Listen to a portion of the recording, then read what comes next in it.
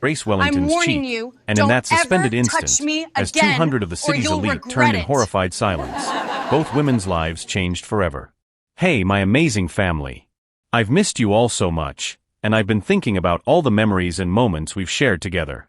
It's been a bit of a bumpy ride lately as we work through some technical hiccups, but trust me, we're on it, and everything will be up and running smoothly again soon. Your support means the world to me, especially right now. So please stick with me. If you're ready for today's story and excited to dive in, hit that subscribe button and let me know in the comments where you're watching from. I love hearing from you. And don't forget, I've got another incredible story coming your way tomorrow, and you definitely won't want to miss it. Now, let's get started. The annual charity gala at the Metropolitan Grand Ballroom was supposed to be Rebecca Morrison's night of triumph. She stood at the edge of the glittering crowd, her Hermes gown catching the chandelier light just so, watching the city's power players mingle beneath 18-foot ceilings adorned with hand-painted frescoes. This was her world, or at least, the world she'd married into when she became Mrs. James Morrison III, wife of the Morrison steel fortune. But something was wrong tonight. Terribly wrong. Rebecca's manicured fingers tightened around her champagne flute as she watched her husband James engage in what appeared to be an increasingly heated conversation with a striking black woman in an elegant emerald gown. The woman carried herself with a kind of natural confidence that made Rebecca's carefully crafted poise feel suddenly brittle. "Who is that?" Rebecca whispered to her sister-in-law Patricia, who appeared at her elbow with the practiced grace of someone accustomed to high society surveillance. Patricia followed her gaze, and her expression darkened. "Grace Wellington. She's the one trying to buy the Riverside property." The Riverside property. Rebecca's breath caught. James had assured her that deal was locked up, that the Morrison family's expansion into luxury development was guaranteed. That property was supposed to secure their children's future, cement their legacy. A Wellington? Rebecca's voice carried the particular disdain she reserved for what she considered social climbers. "I've never heard of any Wellingtons in this city." "That's because she's new money, darling. Tech startup that went public last year. Apparently she's worth more than." Patricia lowered her voice to a conspiratorial whisper, "More than James." The words hit Rebecca like a physical blow. More than James? Impossible. The Morrisons had been building their fortune for 4 generations. This newcomer couldn't simply appear and threaten everything they'd worked for. What do you think drives someone to protect what they see as rightfully theirs, even when it means hurting others? Share your thoughts below. I'd love to hear your perspective. Meanwhile, 30 feet away, Grace Wellington was having the most frustrating conversation of her professional life. "Mr. Morrison, I understand your family has history with the Riverside District, but my offer is substantially higher than yours, and frankly, more beneficial for the community." Grace kept her voice level professional, even as James Morrison's face reddened with barely contained anger. "Ms. Wellington, some things aren't about the highest bidder. They're about tradition. About understanding what belongs where." His words carried undertones that made Grace's spine stiffen, but she'd heard worse. Success in the tech world had taught her to navigate subtle hostility with grace. "Tradition is important," Grace replied smoothly, "but so is progress. My development plan includes affordable housing units, green spaces, and job training programs for local residents. I believe that serves the community better than another luxury high-rise." She'd worked too hard to get to this point to let old money intimidation tactics derail her vision. Growing up in Detroit, the daughter of a factory worker and a schoolteacher, Grace had learned early that excellence was her only weapon against those who would dismiss her before she even spoke. 3 successful tech companies, 2 IPOs, and a philanthropic foundation later, she'd earned her seat at tables like this. But James Morrison was looking at her like she was an interloper who'd wandered into the wrong room. "Perhaps we should continue this conversation another time," Grace suggested, recognizing the signs of a man who'd never been told no by someone he considered beneath him. "When you've had time to review my proposal more thoroughly." "Oh, I've reviewed it thoroughly enough," James replied, his voice carrying across the immediate area. "And I think you'll find that some doors in this city remain closed to certain kinds of people." The conversation around them began to quiet. Grace felt the familiar prickle of attention, the way rooms changed when conflict emerged. She'd navigated these waters before, but tonight something felt different. More dangerous. She noticed a blonde woman in an expensive gown approaching them, her face twisted with an expression Grace had seen too many times before, the look of someone who believed the world owed them something, and was furious to discover it didn't. "James," the woman said, her voice carrying the particular brand of upper-class authority that expected immediate attention. "Is this person bothering you?" Grace felt her jaw tighten at the deliberate choice of this person, but kept her expression neutral. "Mrs. Morrison, I presume? I'm Grace Wellington. Your husband and I were just discussing." "I know exactly who you are," Rebecca interrupted, stepping closer. "And I know what you're trying to do." The ballroom's ambient noise seemed to fade around them. Grace could feel the weight of watching eyes, could sense the smartphones discreetly turning in their direction. This was about to become a spectacle, and every instinct told her to walk away. But Rebecca Morrison stepped directly into her path. "You think you can just waltz in here with your new money and take what belongs to established families? What belongs to people who built this city?" Rebecca's voice was rising, drawing more attention. Grace took a breath, drawing on years of experience dealing with this exact type of confrontation. "Mrs. Morrison, I think there's been a misunderstanding. This is simply a business transaction." "Business?" Rebecca's laugh was sharp, ugly. "This is about knowing your place. About understanding that some things aren't for sale to just anyone who shows up with a checkbook." The racial undertones were becoming unmistakable now. Grace felt the familiar burn of anger in her chest, but also something else, pity. This woman was destroying herself publicly, and she didn't even realize it. "I think," Grace said quietly, "you need to be very careful about what you say next." But Rebecca Morrison was past the point of careful. The moment stretched like pulled taffy, Rebecca's face flushed with champagne and fury, Grace's dark eyes holding steady with a kind of dignity that only seemed to inflame Rebecca further. The ballroom had fallen into that peculiar hush that precedes disaster, 200 of the city's most powerful people sensing blood in the water. "Careful." Rebecca's voice cracked like a whip.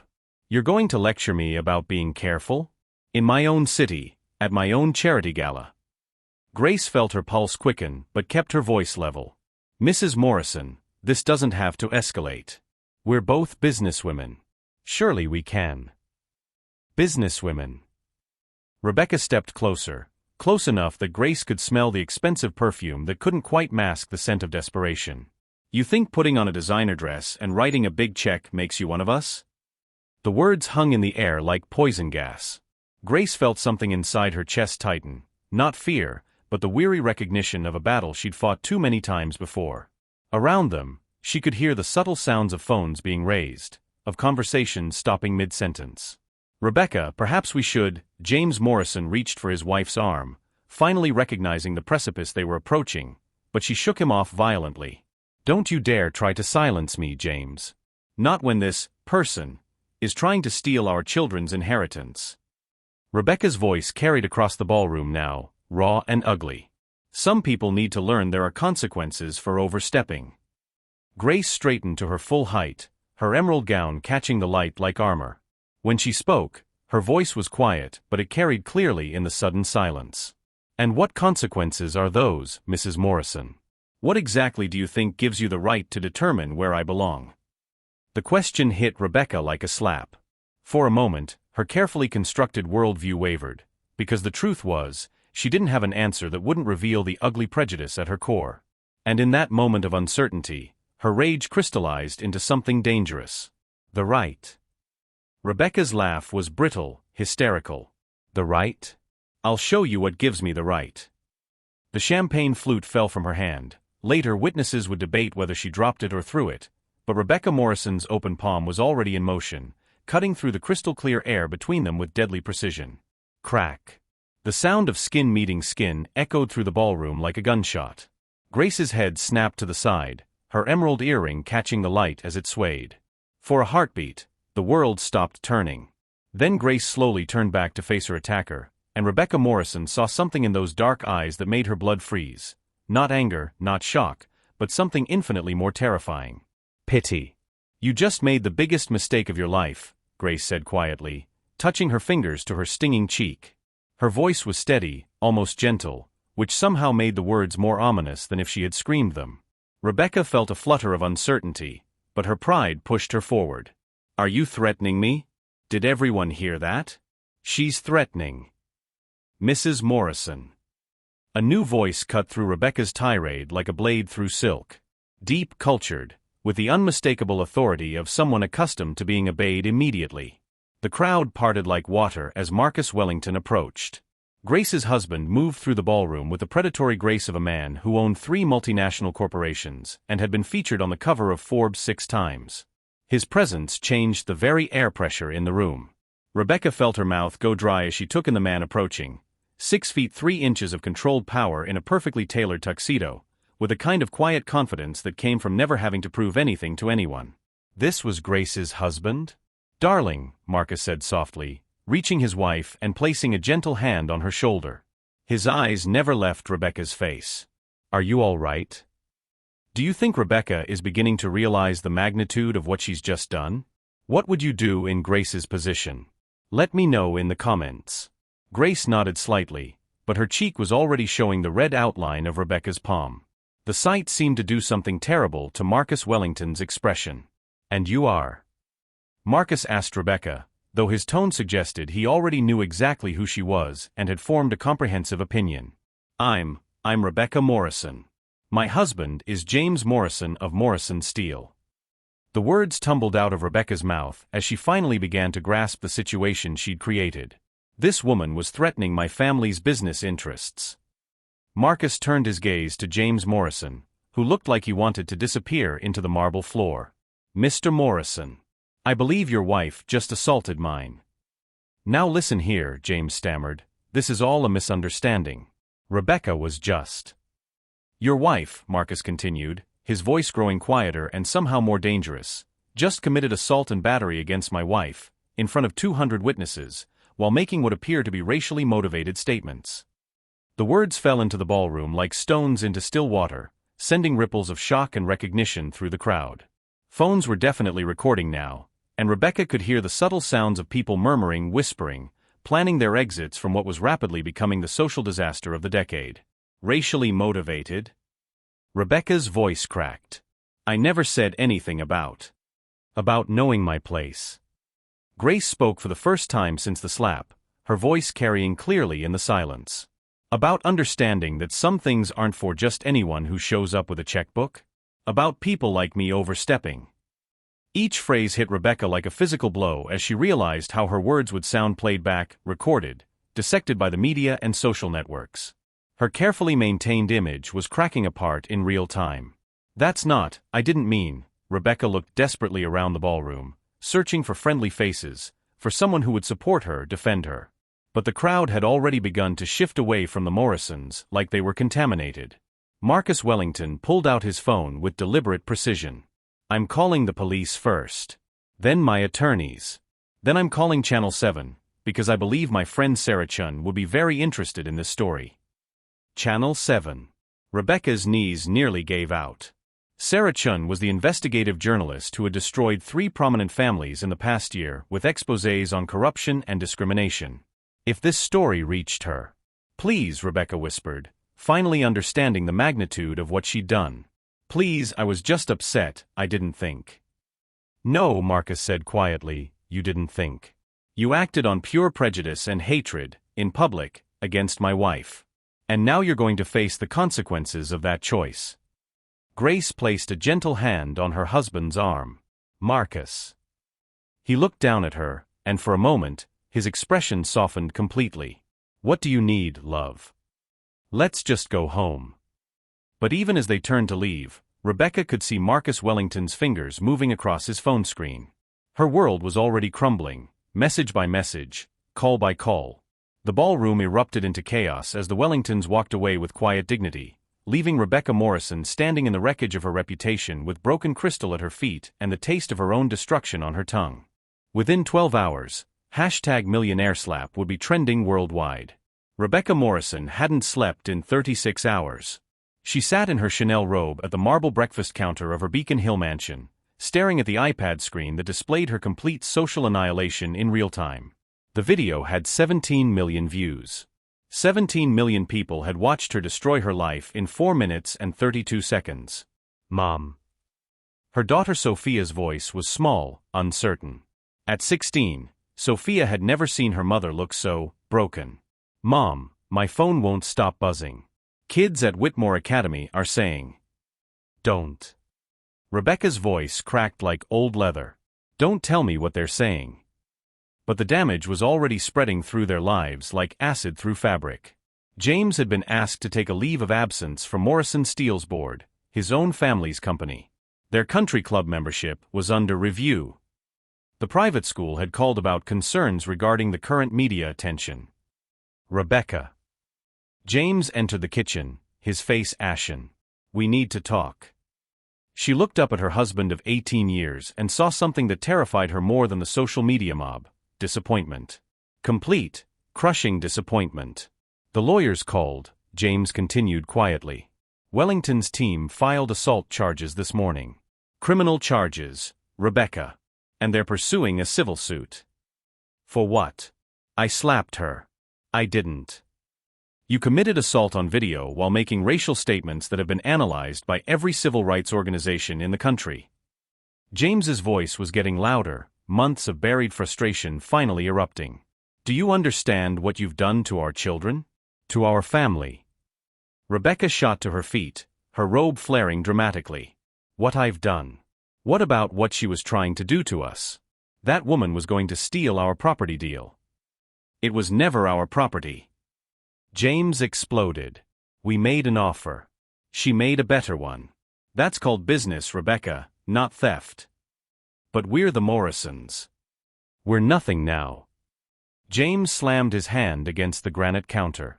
Morrison Steel stock dropped 12% overnight. "Our investors are running for the hills. The mayor won't take my calls. We're toxic, Rebecca. You made us toxic." Rebecca stared at her husband, feeling the walls of her carefully constructed world crumbling around her.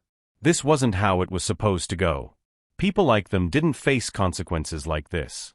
People like them were protected by their connections, their status, their money.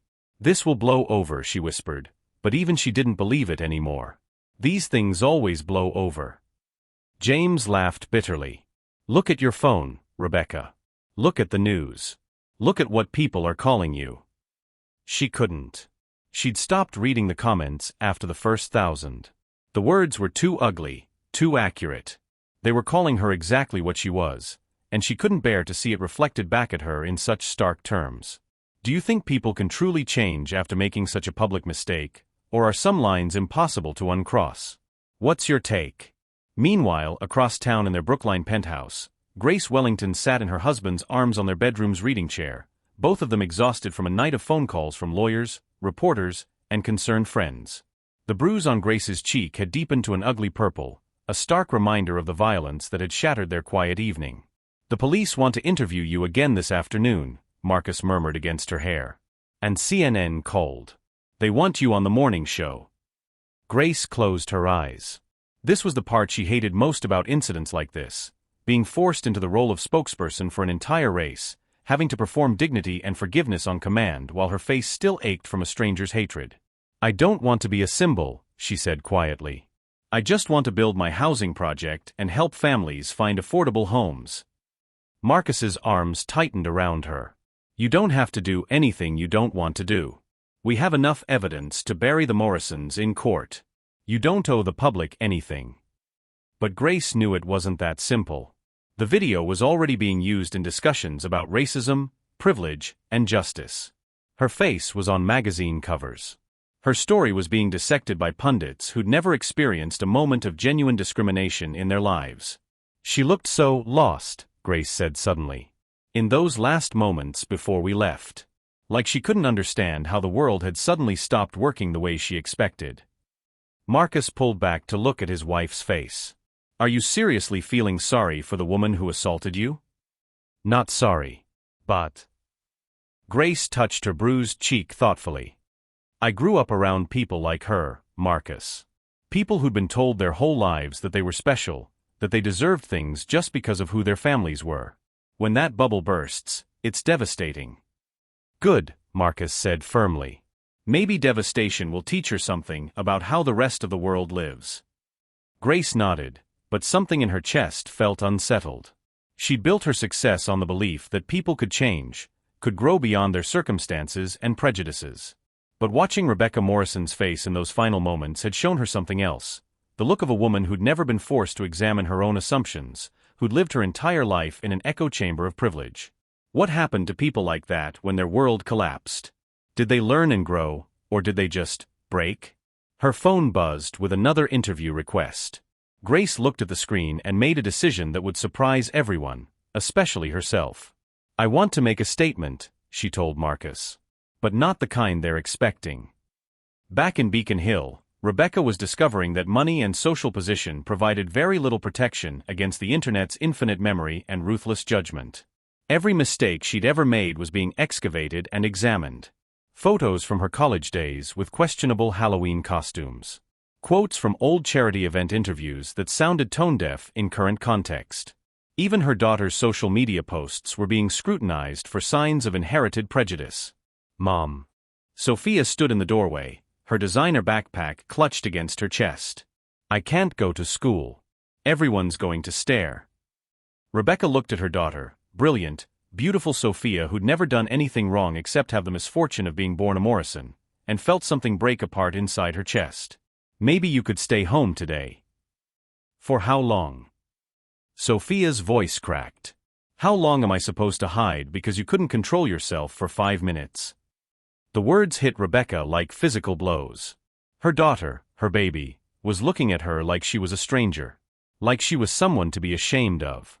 "Sophia, I was trying to protect our family." By calling that woman this person? By slapping her in front of everyone?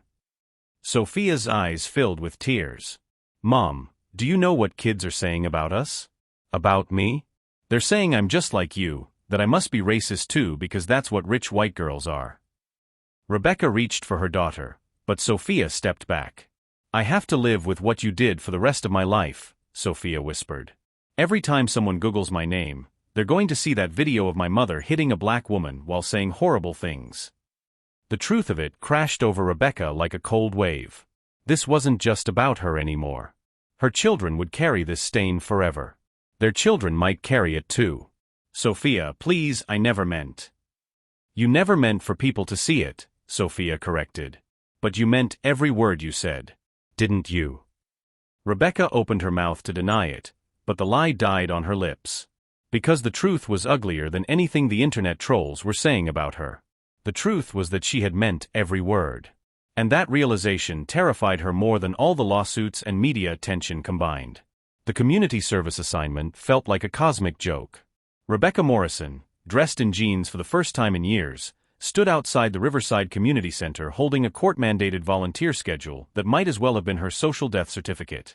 Judge Martinez had been very clear: 60 hours of community service at a facility serving underprivileged families, or face the maximum penalty for assault charges. "This is humiliating," Patricia whispered beside her. Rebecca's sister-in-law had insisted on driving her, partly for moral support and partly to ensure she actually showed up. Couldn't the lawyers have negotiated something else? A donation, maybe? Apparently Wellington's legal team specifically requested community service, Rebecca replied bitterly. "They wanted me to see the communities I've harmed with my prejudice." She made air quotes around the phrase, but her voice lacked its usual venom. 3 weeks of media scrutiny had beaten most of the fight out of her. The community center was nothing like the charity organizations Rebecca usually supported. No marble foyers or crystal chandeliers, just a converted warehouse with cheerfully painted walls and the persistent smell of industrial disinfectant mixed with cafeteria food. "Mrs. Morrison?" A young social worker with tired eyes and a genuine smile approached. "I'm Lisa Chun, the volunteer coordinator. We're glad to have your help." Rebecca doubted that sincerely, but nodded. "What exactly will I be doing?" "Today you'll be helping in our after-school program. We have 40 kids who need homework help, snacks prepared, and activities supervised." Lisa's tone was professionally neutral, but Rebecca caught the subtle emphasis on need. As if she was supposed to care about strange children's problems. The main room was chaos. Kids ranging from 6 to 16 scattered across mismatched tables, their backpacks creating obstacle courses between folding chairs. The noise was overwhelming. Pencil scratching, children arguing over erasers, someone practicing violin badly in the corner. Rebecca stood frozen in the doorway, suddenly realizing she had no idea how to talk to children who weren't her own perfectly behaved offspring. "Excuse me, are you the new volunteer?" The voice made Rebecca's blood freeze in her veins. She turned slowly, already knowing what she would see but hoping desperately that she was wrong. Grace Wellington stood 3 feet away, wearing jeans and a simple sweater, looking nothing like the elegant socialite from the gala. Her bruise had faded to a yellowish-green shadow, but it was still visible. In her hands, she held a stack of math worksheets and a patient expression that somehow made Rebecca feel smaller than all the social media mockery combined. "What are you doing here?" Rebecca's voice came out as a croak. "I volunteer here every Tuesday," Grace replied quietly. "I have for the past 2 years. I helped design their computer lab." She gestured toward a corner where several kids were working at donated laptops. "I didn't know you'd been assigned here." The 2 women stared at each other across the noisy room full of children, the weight of their last encounter hanging between them like a toxic cloud. Around them, kids continued with their homework, oblivious to the drama unfolding at adult height. "Mrs. Wellington." A boy of about 10 launched himself at Grace with the enthusiasm of someone greeting a favorite aunt. "Did you bring the robot kits? You promised we could work on programming today." Grace's face transformed when she looked down at the child, all the careful composure melting into genuine warmth. "Hey, Jordan. The kits are in the supply closet. But first, did you finish your reading assignment?" "Most of it," Jordan hedged, then caught sight of Rebecca. "Who's that lady? She looks scared." Out of the mouths of babes. Rebecca was scared, terrified, actually. Not of the children or even of Grace, but of being seen so clearly by people she'd never bothered to notice before. "This is Mrs. Morrison," Grace said carefully. "She's going to be helping us for a while." Jordan looked Rebecca up and down with the brutal honesty of childhood. "Are you the lady from the video? The one who hit Mrs. Wellington?" The room didn't exactly go quiet, but Rebecca felt like every conversation had suddenly focused on her. Several older kids were definitely staring now, and she could see recognition dawning on their faces. What would you do if you were faced with explaining your worst moment to a child? Some situations force us to confront who we really are. Share your thoughts below. "Jordan," Grace said gently, "why don't you go get those robot kits set up? Mrs. Morrison and I need to talk." The boy ran off with the boundless energy of someone unburdened by adult complications, leaving the 2 women facing each other in the middle of barely controlled chaos. "I can request a different location," Rebecca said quietly. "I'm sure they can reassign me somewhere else." "Can they?" Grace asked. "Because according to Lisa, you specifically requested this location." Rebecca felt heat rise in her cheeks. The truth was, she hadn't requested anything. Her lawyer had chosen the Riverside Community Center specifically because it served the neighborhood where Grace was building her housing development. It was supposed to be punishment disguised as rehabilitation. "I didn't, my lawyer." "Your lawyer thought it would look good for the cameras if you were seen helping in the same community you were trying to keep me out of," Grace finished. "I figured as much." They stood in awkward silence while around them children worked on homework and argued over sharing supplies. Rebecca found herself noticing things she'd never paid attention to before: the careful way older kids helped younger ones with reading, the mixture of languages floating through conversations, the pride on a little girl's face as she showed off a completed math worksheet. "Miss Grace." A teenager with purple-streaked hair approached, carrying what looked like a college application. "Can you look at my essay? I'm applying for the engineering scholarship you told me about." Grace immediately shifted her attention to the girl, reading over the essay with careful focus. "This is really good, Maya. But this paragraph here, you're being too modest. You designed and built a working water filtration system. That's not a small project, that's innovation." Rebecca watched the interaction with growing confusion. This wasn't the angry, vengeful woman she'd expected to face. This was someone who knew these children's names, their dreams, their struggles. Someone who showed up every week not because a court ordered it, but because she cared. "Mrs. Morrison?" Lisa appeared at her elbow with a clipboard. "Could you help with snack preparation? We need someone to portion out fruit cups and crackers for 40 kids." Rebecca nodded mutely and followed Lisa toward a small kitchen area, acutely aware that Grace was watching her go. This was going to be the longest 60 hours of her life. But as she began the mindless task of counting crackers into small baggies, Rebecca found herself listening to the conversations around her. Kids talking about their parents' work schedules, about older siblings who were away at college, about dreams of becoming doctors and teachers and engineers. These weren't the faceless other people she'd imagined when she thought about the Riverside neighborhood. These were specific children with specific hopes and fears and talents. "Mom's working double shifts again," she heard one girl tell another. "She says if Mrs. Wellington's housing project goes through, we might finally be able to afford a 2-bedroom apartment. I could have my own room for the first time." Rebecca's hands stilled over the crackers. This child's family was waiting for Grace's project, the same project Rebecca had seen as a threat to her own family's prosperity. "Jordan, honey, what did we say about running in the building?" Grace's voice carried from across the room, patient but firm. "Sorry, Mrs. Wellington. But look, I got the robot to turn left and right. Want to see?" Rebecca glanced over to see Grace crouched beside Jordan's table, examining his programming with the same attention she'd probably given to her million-dollar business deals. The boy was practically vibrating with excitement, and Grace was matching his enthusiasm beat for beat. "That's incredible work, Jordan. You're thinking like an engineer. Now, what do you think would happen if we wanted the robot to make more precise turns?" As Rebecca portioned snacks and watched Grace effortlessly connect with child after child, she began to realize something that made her stomach clench with shame. Grace Wellington wasn't trying to take anything from Rebecca's family. Grace Wellington was trying to give things to families who had far less than Rebecca had ever imagined possible. And Rebecca had slapped her for it. The realization hit her like a physical blow, so sudden and complete that she had to grip the edge of the counter to stay upright. For the first time since the gala, Rebecca Morrison was beginning to understand the true magnitude of what she had done. But understanding and knowing how to fix it were two very different things. The second week of community service, Rebecca arrived early. She told herself it was because the traffic was lighter, but the truth was more complicated. She'd started looking forward to the strange piece of the community center, the way problems here had clear solutions. Homework needed checking. Snacks needed preparing. Simple tasks with visible results.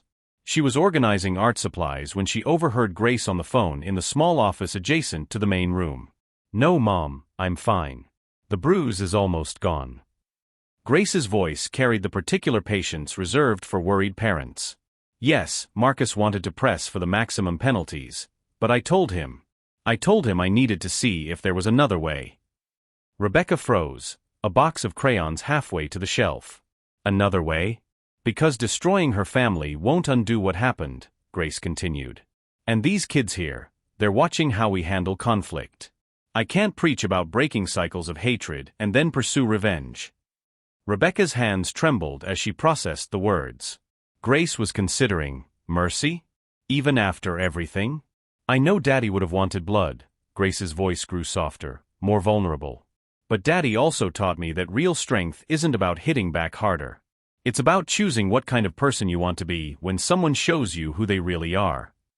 The mention of Grace's father made Rebecca lean closer to the doorway, drawn by something raw in the other woman's tone. "I miss him too, Mom. Every day. But I think he'd be proud of the housing project. 43 families are going to have safe, affordable homes because we didn't give up when people tried to block us." Rebecca felt her chest tighten. 43 families.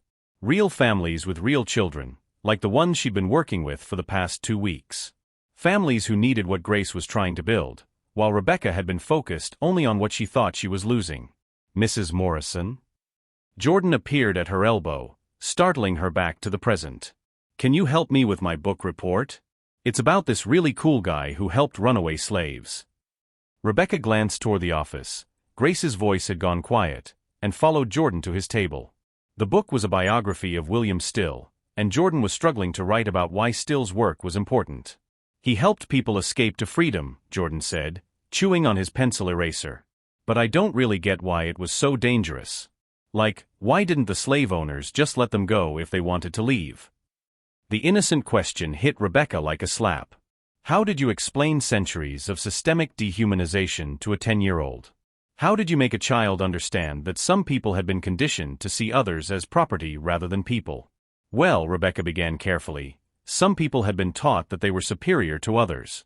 that they deserved to own other human beings because of the color of their skin. They convinced themselves that this was natural, or even right.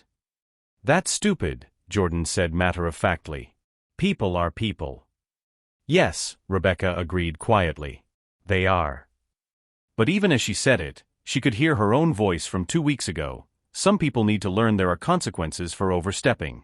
Understanding what belongs where. She'd been talking about property rights and business deals, she told herself. Not people. But the ugly truth was that underneath her justifications, she'd been operating from the same basic premise that Jordan found so obviously wrong, that some people mattered more than others. Have you ever realized that a belief you held was fundamentally wrong? How did it feel to confront that about yourself? I'd love to hear your thoughts. Mrs. Morrison? Jordan was looking at her with concern. You look sad. Are you thinking about the slave owners? Something like that, Rebecca managed. Mrs. Wellington says that sometimes people do bad things because they're scared or because they've been taught wrong things. She says the important part is whether they can learn to do better. Rebecca's eyes found Grace across the room, now helping Maya with her college application essays. Mrs. Wellington said that? Yeah. When the video of you hitting her first came out, some of the older kids wanted to be really mean to you when you started volunteering here. But Mrs. Wellington said we should wait and see if you were the kind of person who could learn from mistakes. The words landed in Rebecca's chest like stones in still water, creating ripples of shame and something else, something that might have been hope. What do you think? Jordan asked with the brutal curiosity of childhood. Are you the kind of person who can learn from mistakes? Before Rebecca could answer, a commotion erupted near the computer lab. Maya was standing over one of the laptops with tears streaming down her face, while several other teenagers clustered around her. It's gone, Maya was saying. My entire scholarship application. I had it saved and now it's just gone. Grace hurried over, immediately kneeling beside the girl. Okay, let's breathe. Tell me exactly what happened. I was working on the final draft, and the computer just froze and restarted. When I logged back in, the file wasn't there. It's due tomorrow, Mrs. Wellington. I can't miss this deadline. It's my only chance to afford college. Rebecca watched Grace's face cycle through concern, determination, and finally a gentle resolve. Maya, do you remember what you wrote? Can you tell me about your essay? I remember some of it, but not word for word. And I don't have time to recreate the whole thing tonight. I have to work at the restaurant until 11. Rebecca found herself moving closer to the group, drawn by Maya's obvious distress. This girl, brilliant, hard-working Maya who designed water filtration systems and worked restaurant shifts to help her family, might lose her shot at college because of a computer glitch. What if? Rebecca heard herself speaking before she'd consciously decided to. What if I helped you rewrite it tonight? I could stay late, and we could work together to reconstruct what you remember. The offer hung in the air like a foreign language. Maya stared at her, clearly torn between desperation and suspicion. You would do that? Maya asked. After. I mean, you know I saw the video, right? You know what people are saying about you. Rebecca met the teenager's eyes steadily. Yes, I know. And you know what? They're not wrong about what I did. But maybe this is a chance for me to do something right for once. Grace was watching this exchange with an unreadable expression. Maya, it's your choice. But Mrs. Morrison has experience with college applications. Her daughter goes to a very competitive school. The subtle endorsement from Grace felt like an unexpected gift. Maya looked between the two women, clearly weighing her options. Okay, Maya said finally. But if this is some kind of weird guilt thing, I don't want your help. Rebecca considered the question seriously. It might be partly guilt, she admitted. But it's also because you deserve that scholarship.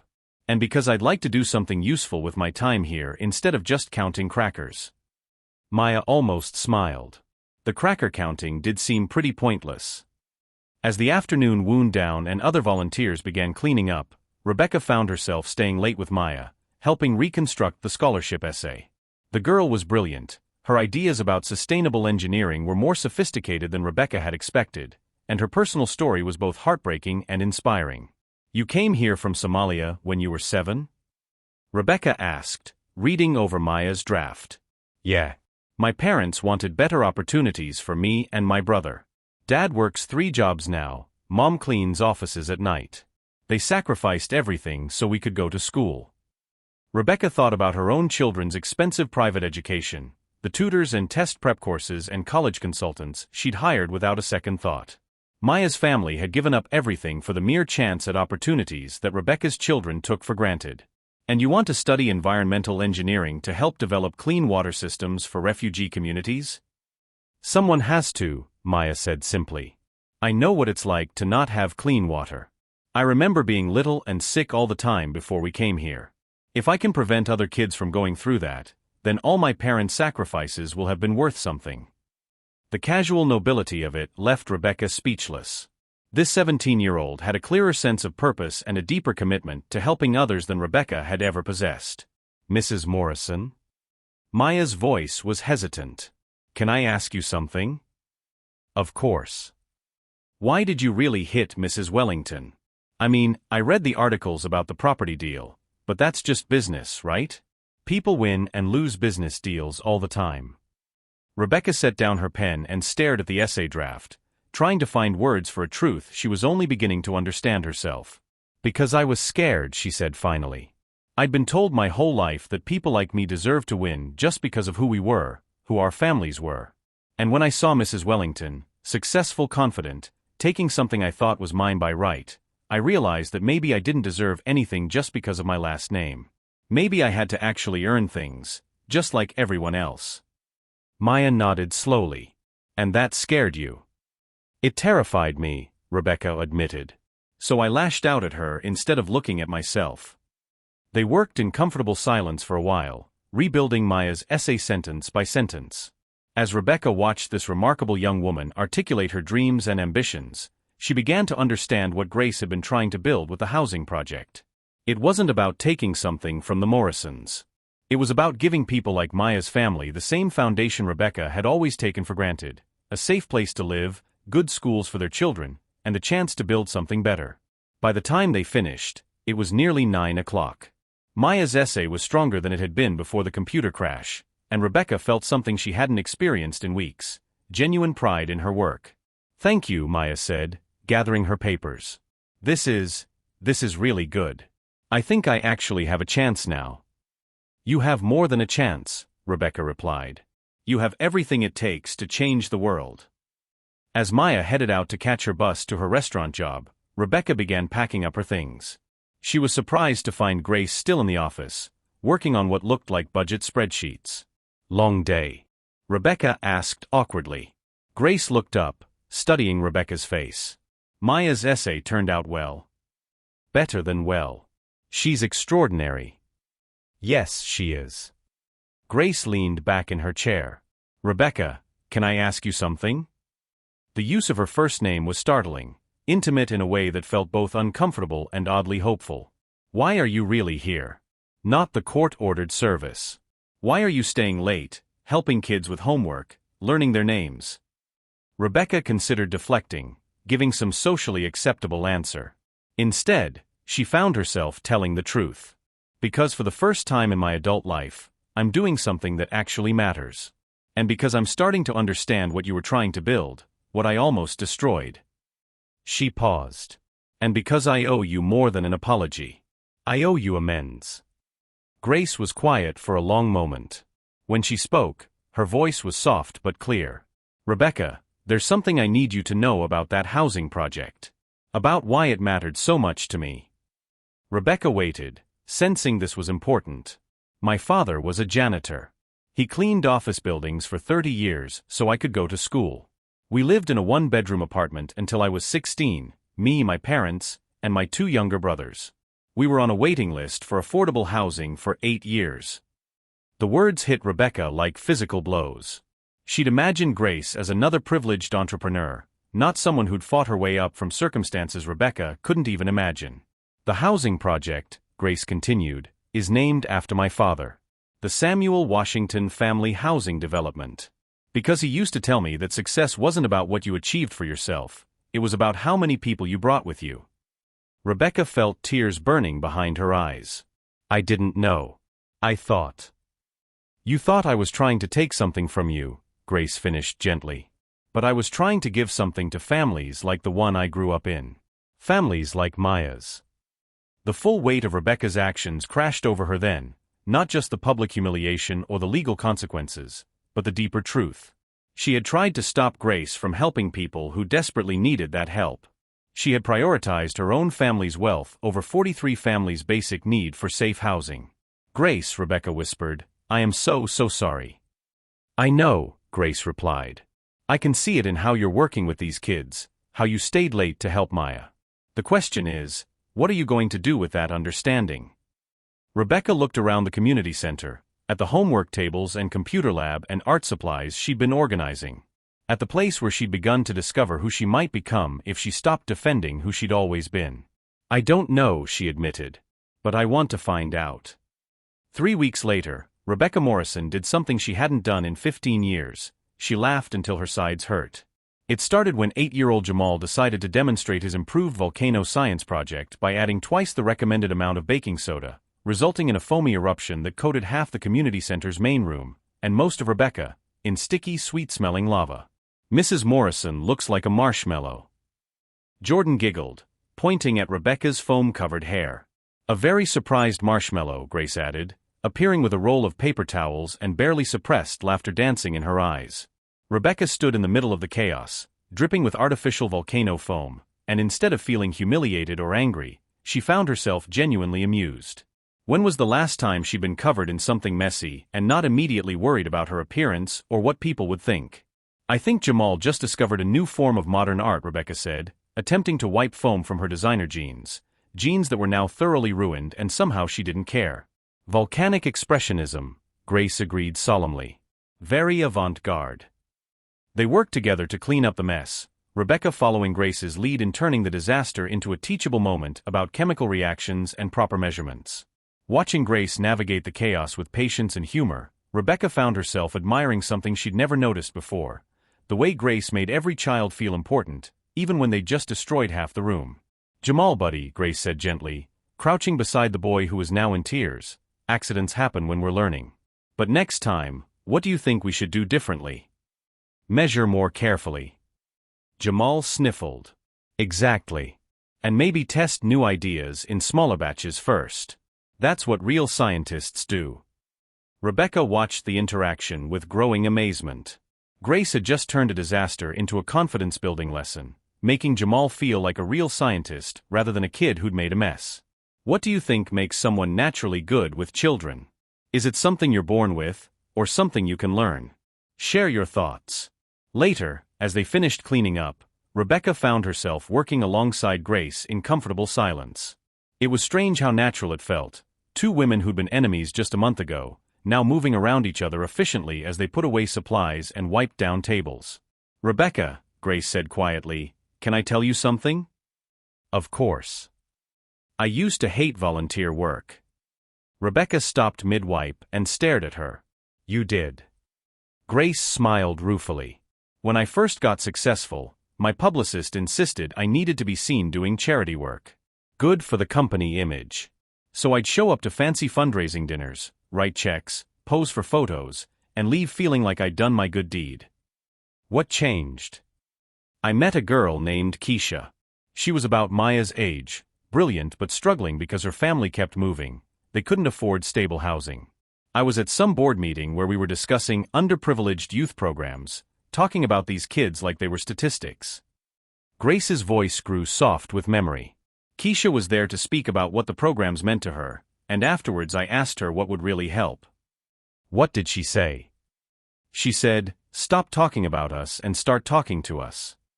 Grace hung up the towel she'd been using and turned to face Rebecca. That's when I realized that writing checks from a distance wasn't actually helping anyone. It was just making me feel better about my privilege. Rebecca absorbed this, thinking about her own history of charitable giving, tax-deductible donations to organizations whose actual work she'd never bothered to understand. So you started volunteering here? I started small. 1 afternoon a week, helping with homework. But these kids.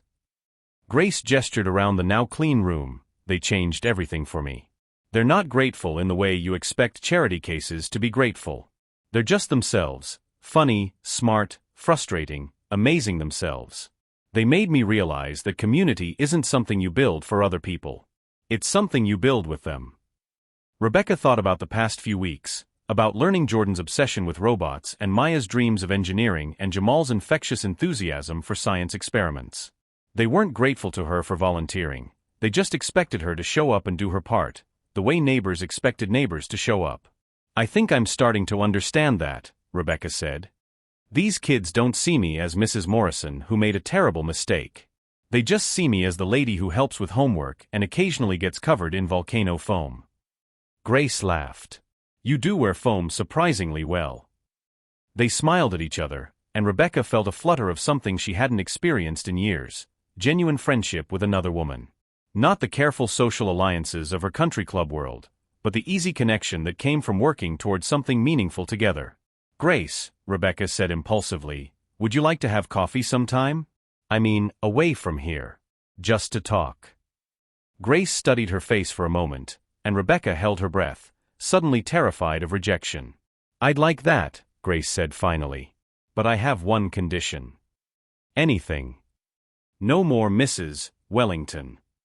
If we're going to be friends, I'm Grace." "And I'm Rebecca." The words felt like a small miracle. Just Rebecca. They agreed to meet at a small cafe near the community center the following Saturday. As Rebecca drove home that evening, she found herself looking forward to it with an anticipation she hadn't felt in years. When was the last time she'd made a new friend? When was the last time she'd wanted to?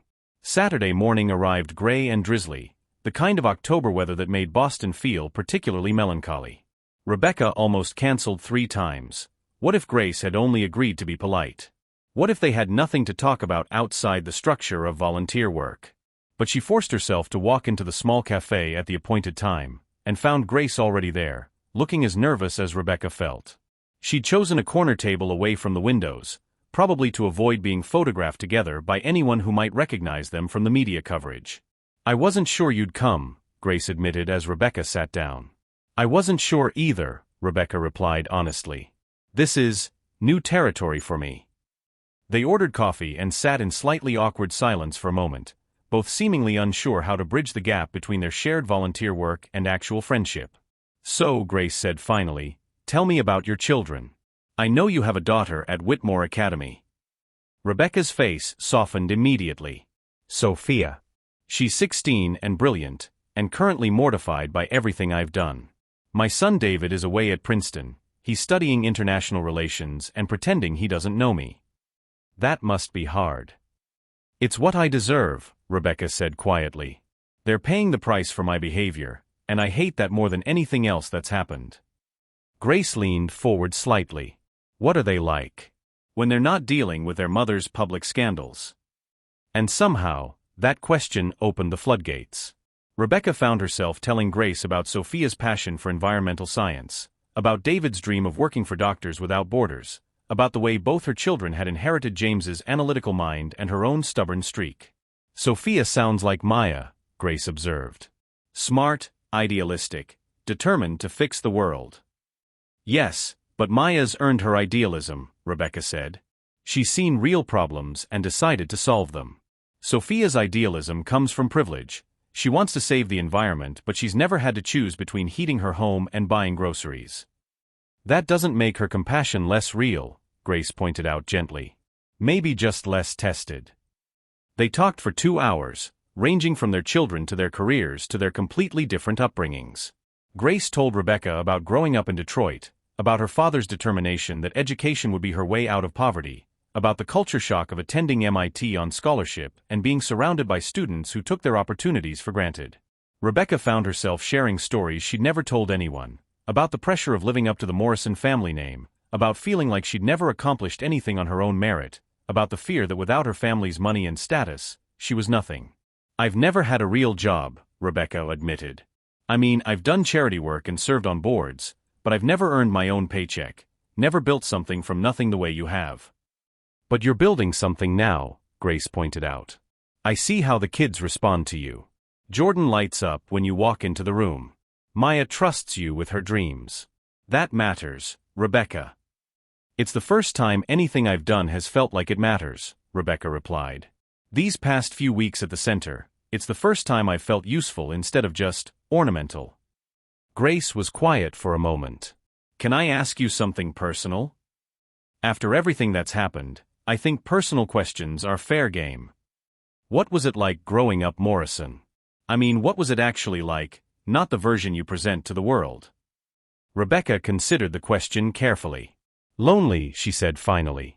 We had everything money could buy, but my parents were always working or traveling or managing their image. I was raised by nannies and sent to boarding schools where I learned to be the perfect wife for someone else's perfect son. Is that what happened with James? Pretty much. Our families thought we were a good match, similar backgrounds, compatible social positions. I thought I loved him, but looking back, I think I just loved the security he represented. The continuation of the life I'd always known. And now? Rebecca stirred her coffee thoughtfully. Now I'm not sure I know who I am without all of that. The house, the status, the assumption that I deserve things just because of my last name. It's terrifying and oddly liberating. Grace reached across the table and briefly touched Rebecca's hand. You know who you are. You're the woman who stayed late to help Maya with her scholarship essay. You're the woman who makes Jordan laugh and who doesn't mind getting covered in volcano foam. That's not the Morrison name talking, that's just you. The simple gesture and words hit Rebecca with unexpected force. When was the last time someone had seen her, really seen her, as separate from her family's money and influence? Grace, Rebecca said quietly, I need you to know something. I've been thinking about the housing project. Grace's expression became cautious. Oh. I want to help. I know that probably sounds ridiculous given our history, but I have resources that are just sitting there, and you have families who need homes. Maybe we could find a way to work together. Grace stared at her for a long moment. Rebecca, that's not necessary. You don't need to. I know I don't need to. I want to. For the first time in my life, I want to use my privilege for something meaningful instead of just protecting it. What would James say? Rebecca thought about her husband, about their strained conversations over the past month, about the way he looked at her now with disappointment and confusion. James and I are figuring things out. But this isn't about James. This is about me deciding what kind of person I want to be going forward. Grace was quiet for a long moment, and Rebecca held her breath, terrified that her offer would be rejected. There would be conditions, Grace said finally. It couldn't be about assuaging guilt or buying forgiveness. It would have to be a real partnership, with you actually involved in the work, not just writing checks from a distance. I understand. I want to be involved. I want to learn. And you'd have to work with the community, not just for them. Some of these families might be suspicious of your motives, and they'd have every right to be. I understand that too. Grace extended her hand across the table. Partners. Rebecca shook it, feeling something shift inside her chest, a door opening to possibilities she'd never imagined. Partners. As they left the cafe together, Rebecca realized that for the first time since the gala disaster, she was looking forward to something. Not dreading the next day or waiting for the scandal to blow over, but actually excited about building something meaningful.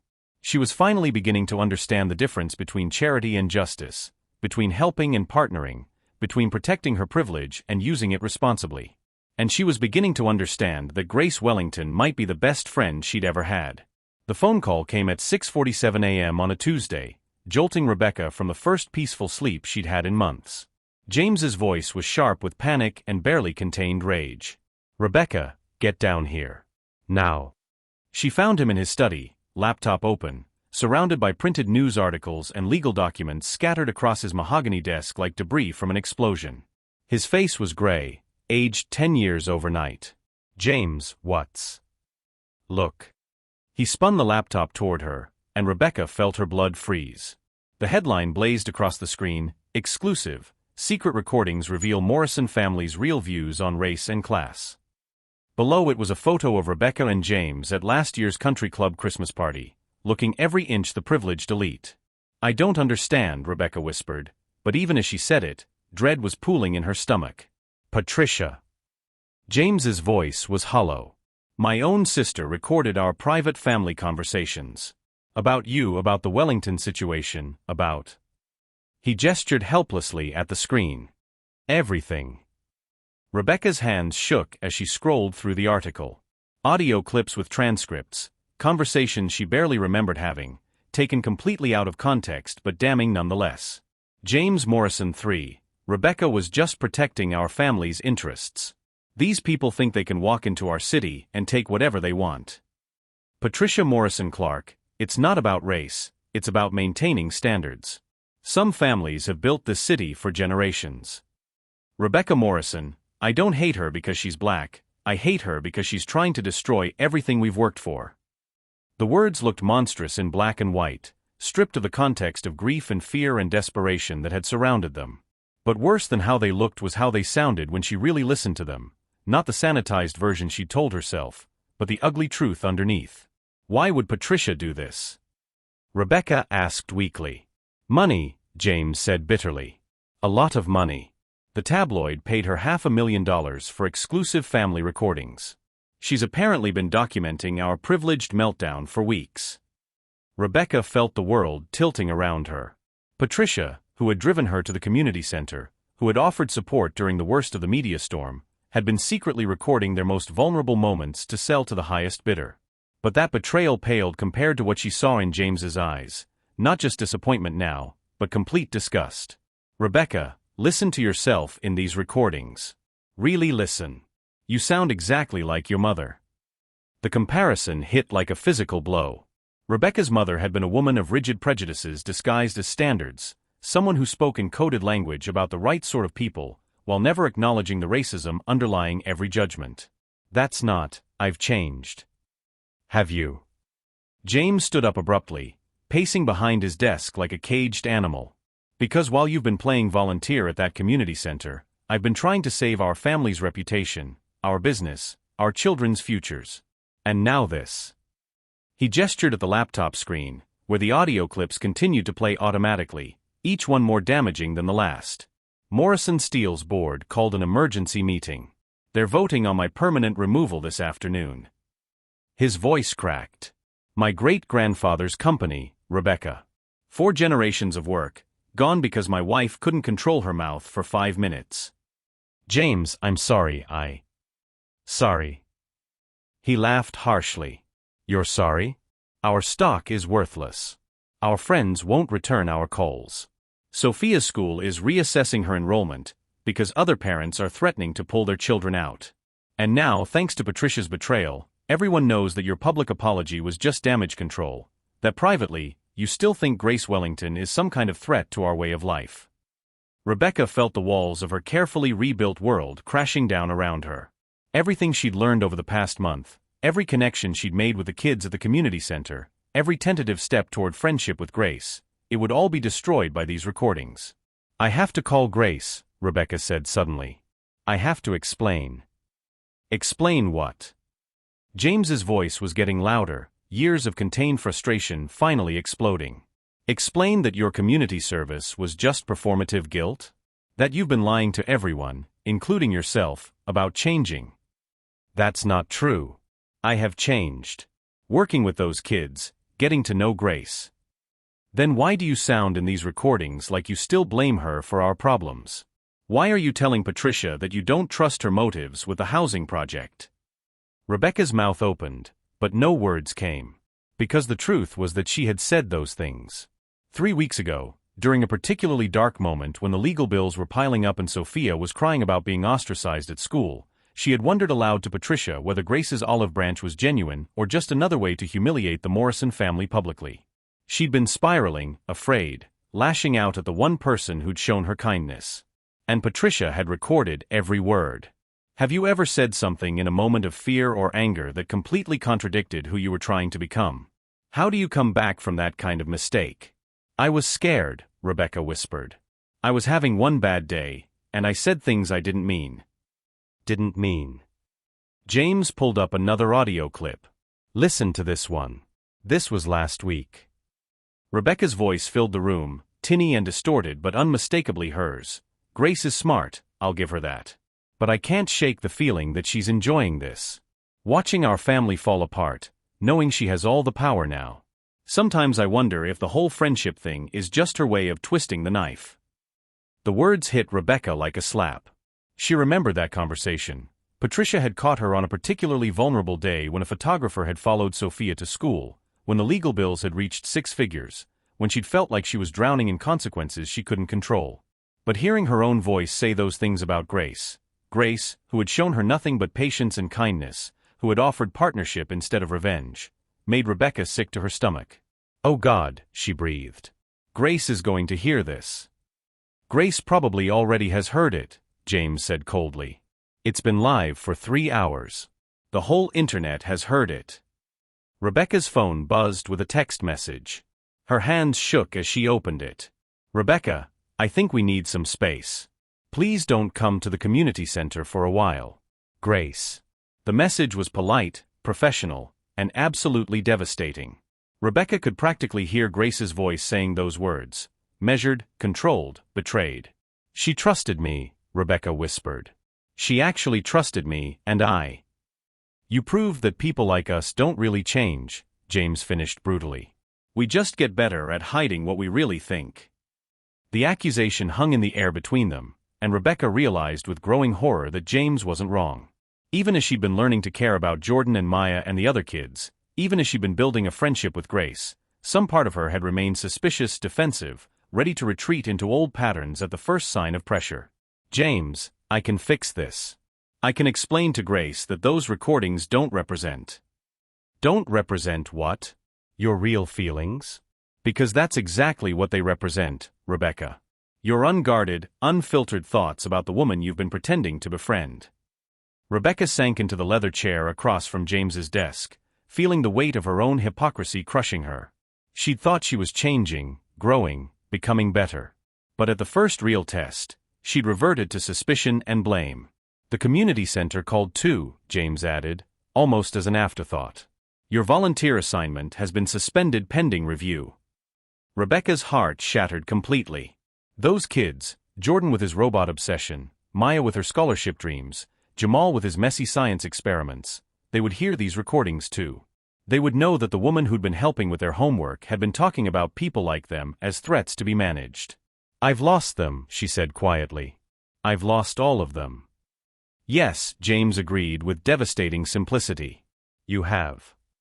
They sat in silence for a long moment, the laptop continuing to cycle through audio clips that documented Rebecca's fall from grace with brutal efficiency.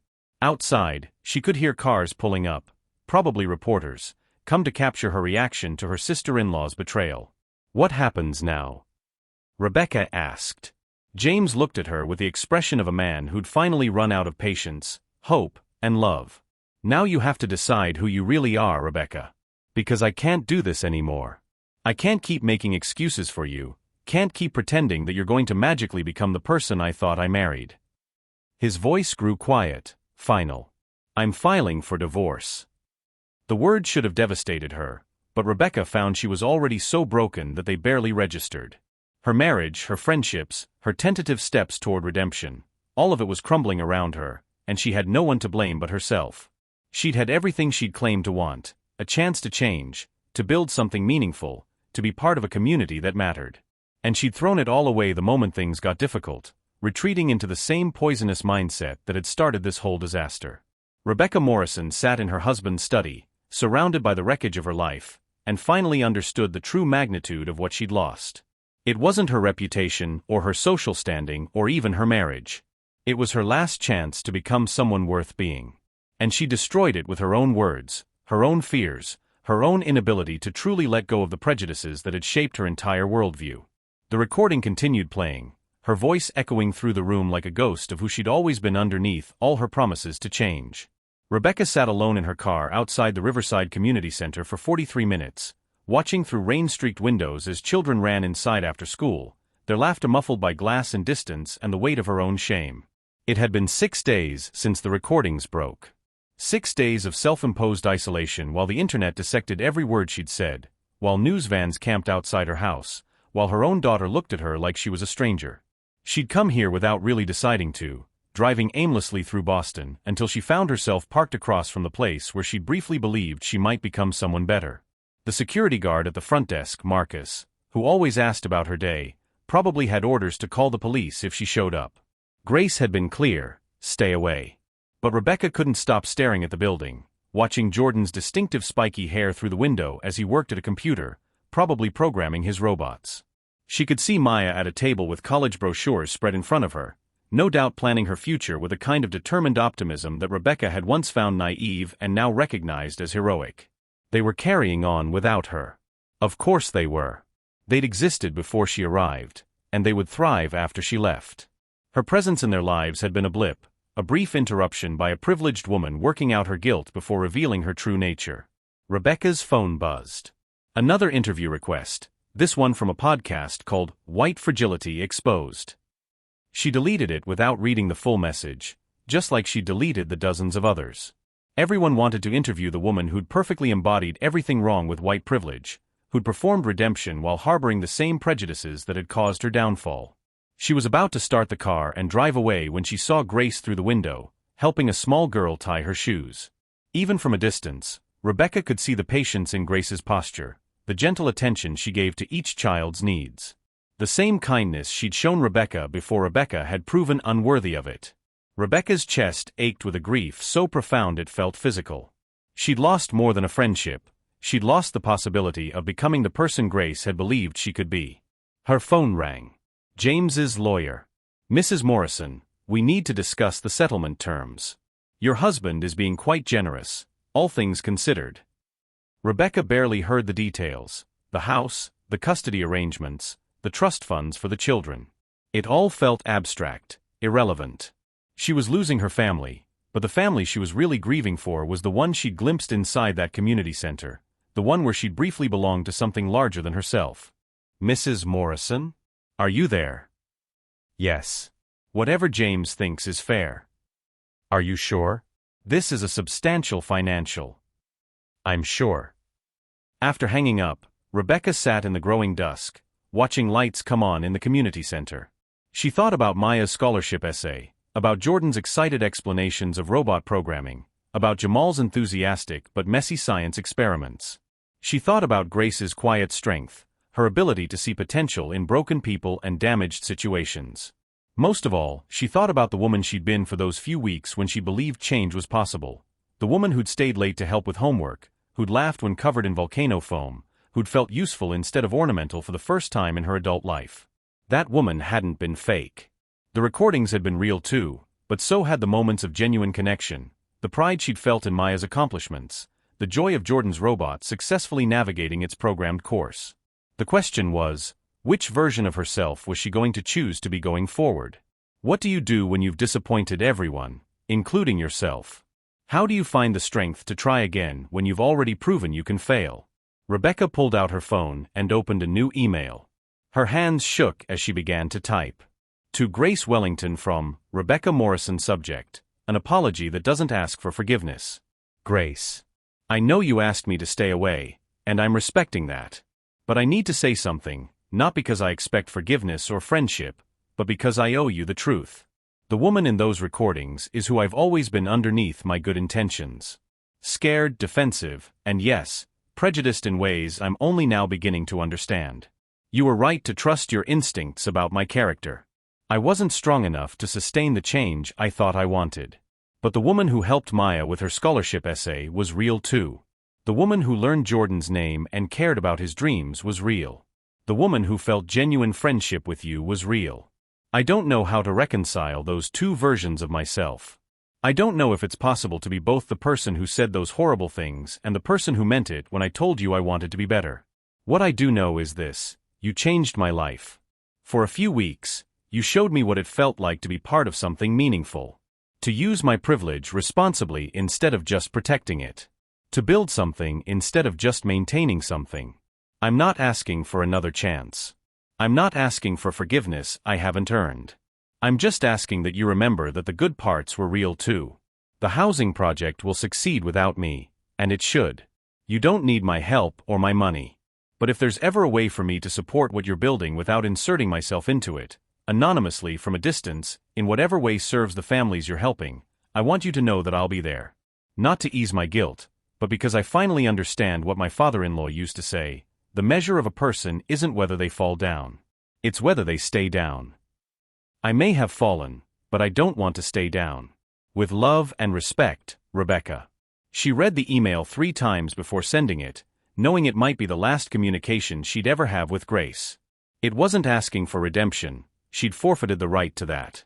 It was simply an acknowledgement of what had been, and what might still be possible if she found the courage to keep trying. Rebecca sat in her car for another 20 minutes after sending the email, watching the community center's lights and thinking about choices. She could retreat completely, sell the house, move somewhere her name wasn't toxic, live quietly on her divorce settlement while her children grew up ashamed of their mother. It would be easier, safer. Or she could do something harder. Her phone buzzed with a new email. Rebecca's heart stopped when she saw Grace's name. Rebecca. The good parts were real. I know that because I felt them too. You're right that you can't undo what those recordings revealed. But you're also right that people are more than their worst moments. I can't be your friend right now. The trust is too broken, and I need to protect the kids at the center from the media attention that follows you. But that doesn't mean I've given up on you. There's a literacy program at the public library in Dorchester. They need volunteers who can help adults working toward their GEDs. It's unglamorous work, no cameras, no recognition, just people trying to build better lives for themselves and their families.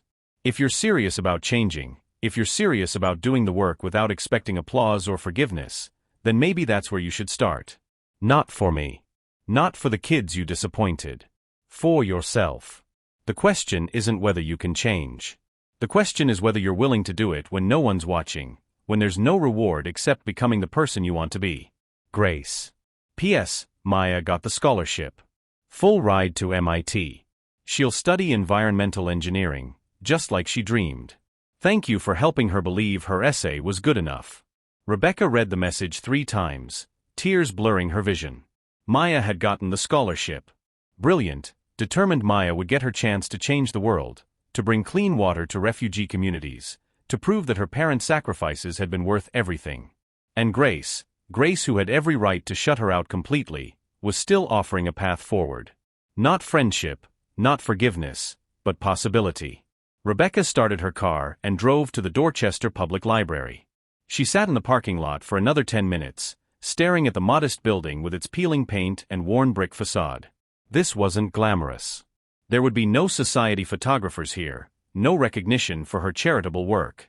Just adults who'd been denied educational opportunities, working to build better lives for themselves and their children. It was exactly what she needed. Rebecca Morrison walked into the library and asked about volunteering. She didn't use her full name. She was just Rebecca, a woman who wanted to help people learn to read. It was a small step.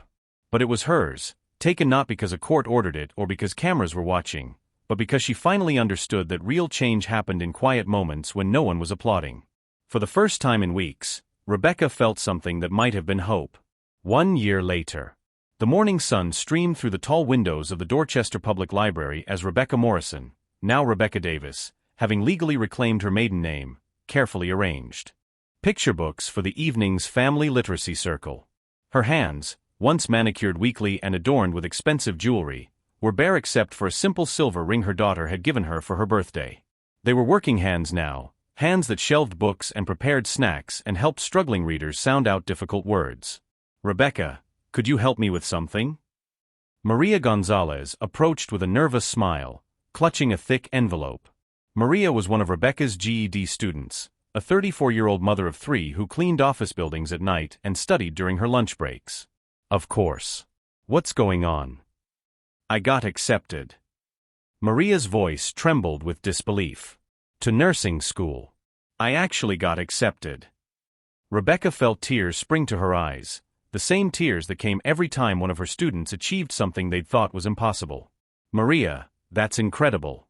I'm so proud of you. They hugged, and Rebecca marveled at how different this felt from her old life. No cameras captured this moment, no society pages would report on Maria's achievement. But this victory felt more real, more meaningful, than any gala or charity board meeting she'd ever attended. I couldn't have done it without you, Maria said. When I first came here, I could barely read past a 5th grade level. You made me believe I was smart enough for more. You were always smart enough, Rebecca replied firmly. I just helped you see it. As Maria left with her acceptance letter clutched tight, Rebecca returned to her preparations.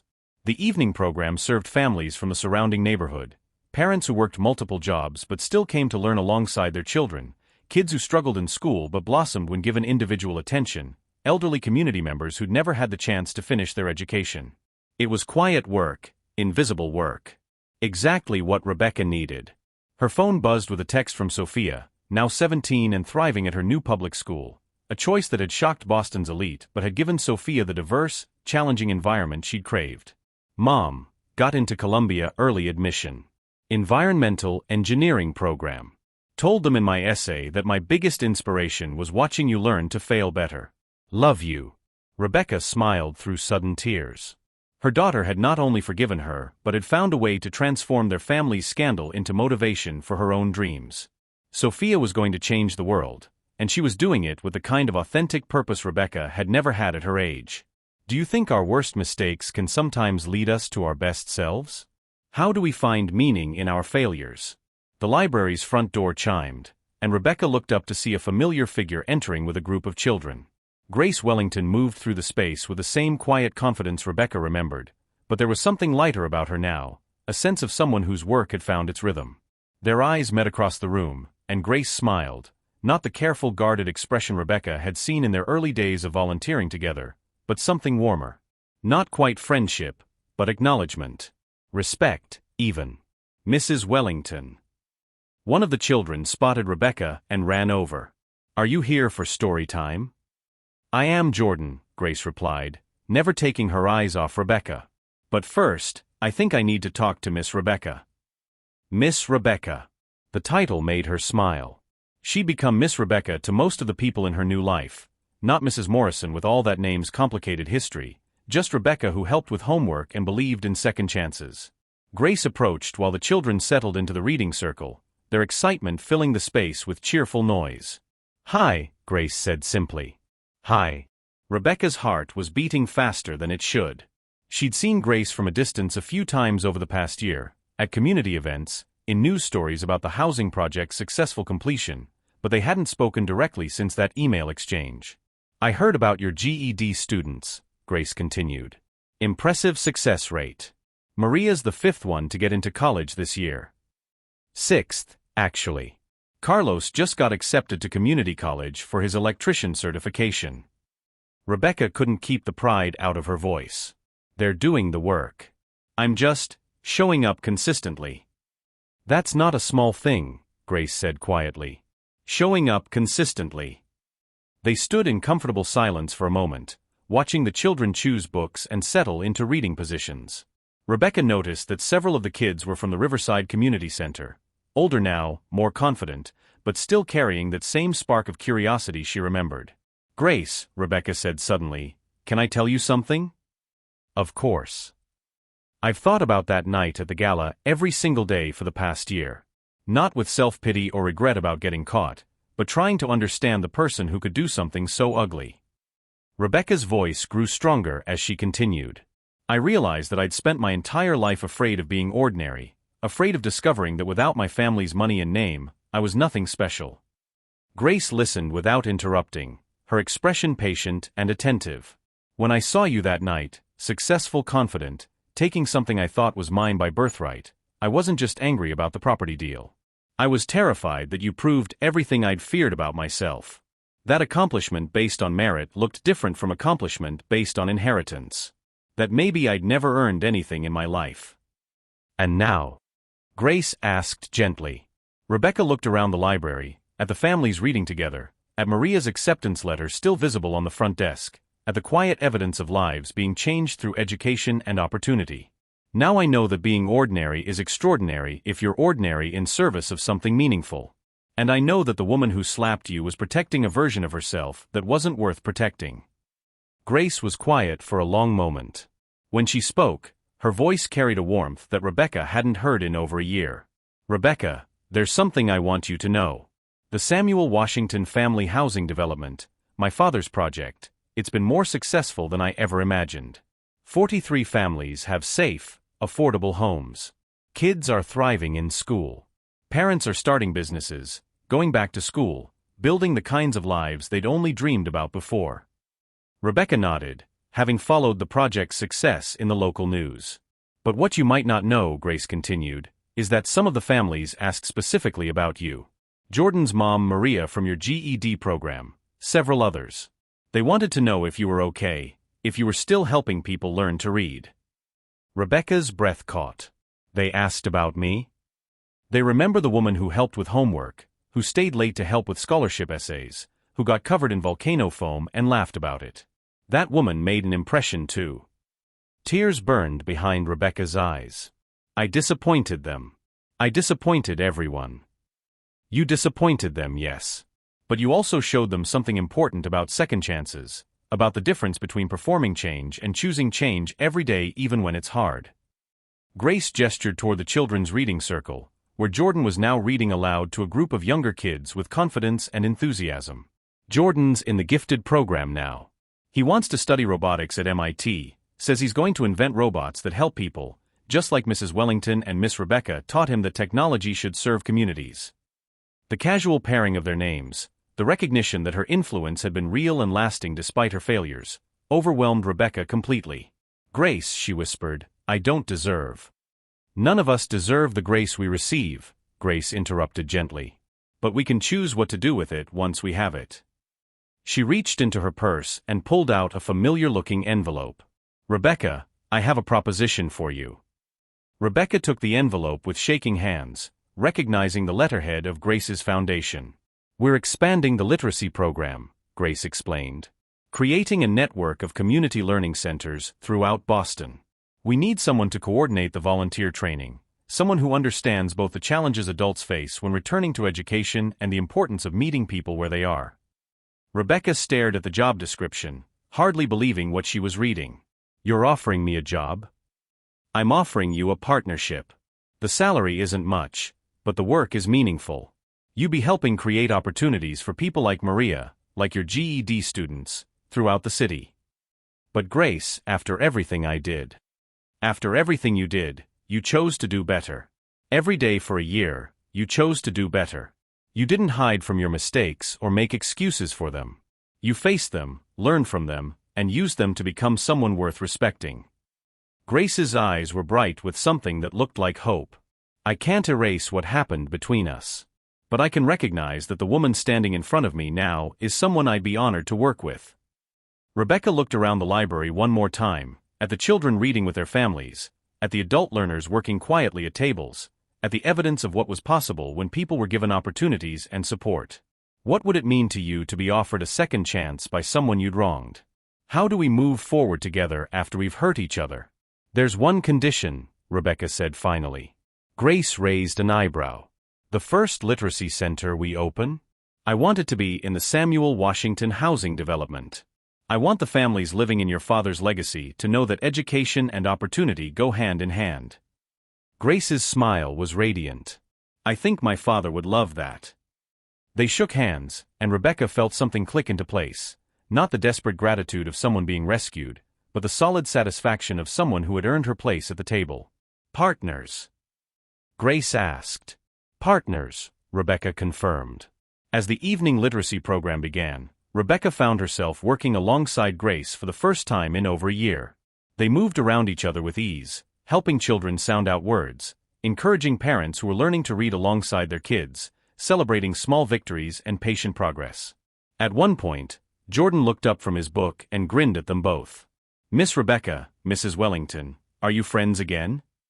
Rebecca and Grace exchanged glances, and Rebecca saw her own hope reflected in the other woman's eyes. We're working on it, Jordan, Grace replied. Sometimes the best friendships are the ones you have to rebuild stronger. Like when my robot falls apart and I make it better than before?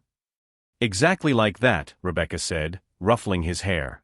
Sometimes breaking and rebuilding makes something stronger than it ever was originally.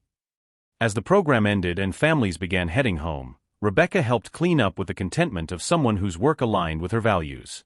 She thought about the year behind her, the divorce, the media scrutiny, the painful process of examining and dismantling her own prejudices. She thought about the year ahead, new literacy centers, expanded programs, the chance to build something meaningful alongside someone she'd once wronged. Most of all, she thought about transformation, not the performative kind she'd attempted initially, but the quiet, daily kind that happened when you chose to show up consistently for work that mattered. Grace appeared beside her as they finished stacking chairs. "Rebecca." "Yeah. Welcome back." The words were simple, but they carried the weight of forgiveness earned and trust slowly rebuilt. Rebecca smiled, feeling lighter than she had in years. She was no longer Rebecca Morrison, wife of privilege and guardian of old money. She was no longer the woman who'd lashed out in fear and hatred at a stranger who'd challenged her worldview. She was Rebecca Davis, literacy coordinator and believer in second chances. She was someone who'd learned to fail better, to rebuild stronger, to find her worth in service rather than status. And for the first time in her life, that felt like exactly who she was meant to be. Outside, Jordan ran back to the library entrance, his mother calling after him. He pressed his face against the glass and waved enthusiastically at Rebecca and Grace. "See you next week, Miss Rebecca. See you next week, Mrs. Wellington." They waved back, two women who'd found their way from conflict to collaboration, from harm to healing, from the person they'd been to the people they'd chosen to become. The work would continue tomorrow, and the day after that, and all the days that followed. Not because it was easy, but because it mattered. And that, Rebecca thought as she walked into the evening air beside her partner and friend, made all the difference in the world. Thank you for watching this story to the end. If you enjoyed this story, you will surely love the next one. It's as crazier and more intriguing as you can ever imagine. So do check it out. Click on the image showing on your screen right now to watch the next one.